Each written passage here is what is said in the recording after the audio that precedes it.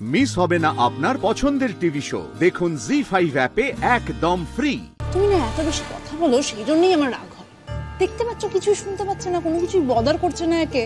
আরে বাবা, তুমি দেখতে পাচ্ছ না কেমন হাওয়ার মতো মুখটা করে বসে আছে? মনে হয় না কোনোদিনই আর কারুর কথা ওর মাথায় ঢুকবে বা বুঝতে পারবে বলে।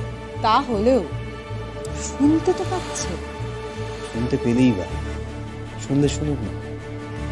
শুনে যদি বুঝতেই না পারে আর বুঝে যদি কাউকে কিছু বলতেই না পারে, তাহলে তো সেটা ভালোই। আমরা তো সেটাই চাই, তাহলে ওর সামনে আমরা সবকিছু বলতে পারবো। কিরে দাদা, খা, খাবারটা তো পড়ে আছে, খা। পরাগ, ও পরাগ, আমি খাইয়ে দেবো বাবা। দাদা মা তুমি ছাড়ো, আর দাদাকে একটু স্বাবলম্বী হতে দাও। ওকে তো নিজের হাতে খেতে হবে। বৌদি তো ওকে খাইয়ে দিয়ে দিয়ে অভ্যেসটাই খারাপ করে দিয়েছে। দাদা খা, দেরি করিস না। আমি না এটা বুঝতে পারি না যে এত কিছু পারে না একটা মানুষ, আর সেদিনকে নাকি টুকটুক করে বেরিয়ে গেল বাড়ি থেকে একা। আমি তো তাই ভাবি। আমার তো এখনো মনের মধ্যে সন্দেহ হয়, জানিস তো পলু। আমার মনে হয় তো নির্ঘাত সেদিন পরাগকে কেউ হাত ধরে জোর করে নিয়ে বেরিয়েছিল। আচ্ছা মা, কে তোমার ছেলেকে হাত ধরে নিয়ে যাবে বলো তো? হ্যাঁ, আগে না হয় দাদার একটা চাকরি ছিল, কিন্তু সেই চাকরিটাও তো এখন নেই। যারা যার স্বার্থ আছে সেই কাজটা করবে। তবে দেখো, আমি না এইসব নিয়ে আর কোনো আলোচনায় যেতে চাই না মা। কেন বলো তো? কথায় কথা বাড়বে, তিক্ততা বাড়বে। তাছাড়া প্রতীক্ষাও আমাকে বুঝিয়েছে যে এসব নিয়ে কথা বলে কোনো লাভ নেই। তাই আমিও ঠিক করেছি আমি কারুর ব্যাপারে এবার থেকে কোনো কমেন্ট করব না। করাই তো উচিত। কারো সম্পর্কে কমেন্ট করতে পারবো না বলি করবি কেন মা? এসন পলু, তখন তখন তুই বৌমার নামে যে সমস্ত কথাগুলো বলেছিলি, তাতে আমার মন ওই মুহূর্তের জন্য হলেও সায় তো দিয়েছিল তো। ভাবলে আমার এখনো খারাপ লাগে, বড্ড খারাপ লাগে। আমার বৌমা তেমন মেয়েই নয়, এরকম কোন অন্যায় সে করতে পারে না। আর কতবার প্রেমান দেবে মেয়েটা, আর কত অগ্নি পরীক্ষা দিতে হবে তাকে, বল দেখে। আমিও তো সেটাই বলছি, সেই জন্য আমি এই চ্যাপ্টারটা ক্লোজ করতে চাইছি। কেন বুঝতে পারছো না? তবে দাদাকে তো নিজের হাতে খেতে হবে। ও কতদিন এভাবে থাকবে বলো? তুমি নিজেই দেখছো তো, দাদা যে ভাতটা নিজের হাতে নিয়ে খাবে সেটাও তো পারছে না। দাদা তুই খা, দেরি করিস না, খেয়ে নে, খা।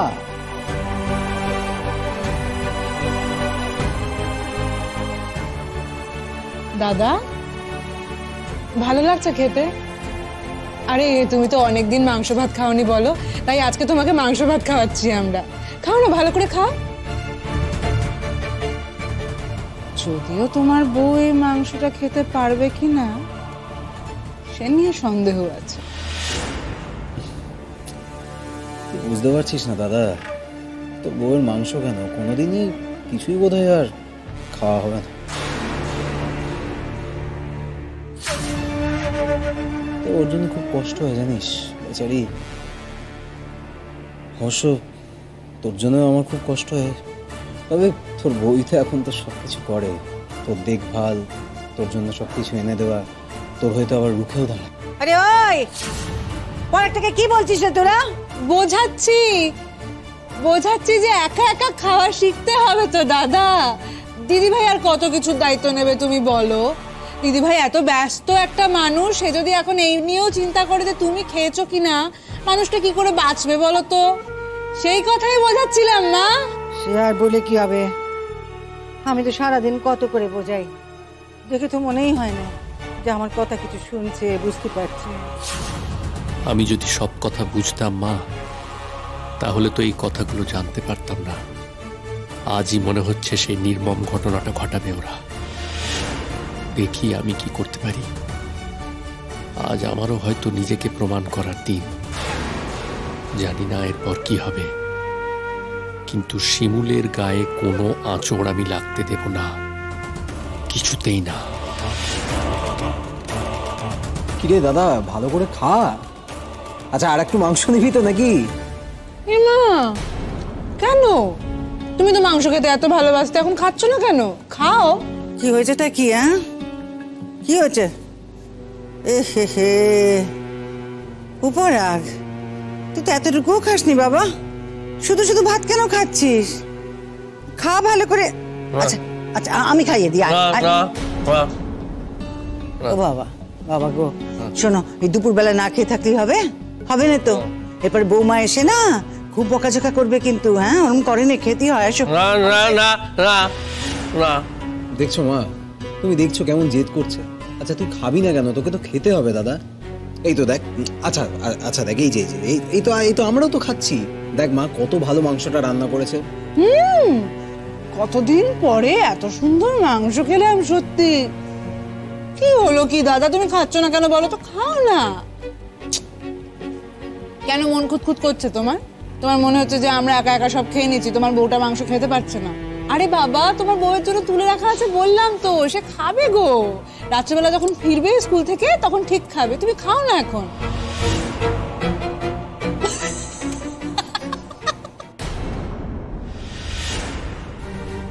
বলি ও কি কথা, অমন করে হাসছো কেন গো? আরে হাসবো না, দাদা ভাইকে দেখে হাসি পাচ্ছে তো, কিরকম হ্যাবলার মতো তাকিয়ে আছে। দাদা ভাই অমন করে তাকিয়ে আছে বলে তোমার হাসি পাচ্ছে? আমার পাচ্ছে না গো, আমার পাচ্ছে না। তোমার খুব মজা লাগছে তো? আমি তো মা, আমার পেটের সন্তান, আমার একটু হাসি পাচ্ছে না, মজা লাগছে না। চল জান তো, সুস্থ ছেলেটা আমার কোত্থেকে কি হয়ে গেল কে জানে। এই ছেলেই তো আমার সব ছিল না। চাকরি করতো, সংসারে পয়সা দিত, সমস্ত ব্যাপারে মাথা গলাতো, সংসারে কোথায় কি লাগবে না লাগবে। সময় ছিল ওই তো আমাকে সব সময় সাথ দিত, সমস্ত কথা টথা আমি ওর সঙ্গেই তো বলতো। সেই ছেলেটা আমার কি হয়ে গেল গো? এখন সে কথাও বলে না, কখনো যখন একটু একটু বলে, বাকি সময় তো ওই বৌমা থাকলে একটু একটু কথা টথা বলে, তা নইলে বাকি সময় এরকম বোবার মতোই থাকে, হাসছে। আচ্ছা মা দেখো, এটাও তো ঠিক না।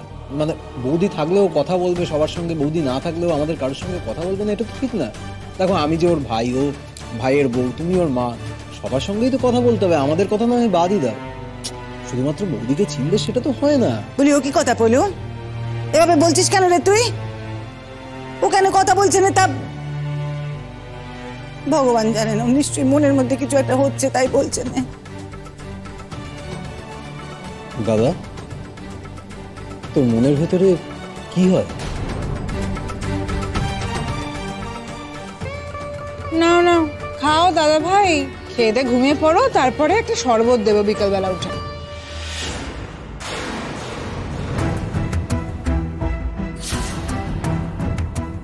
জানি শরবতটাতেই ঘুমের ওষুধ থাকবে। এখন আমি কিছুতেই ওদের দেওয়া শরবত খাবো না।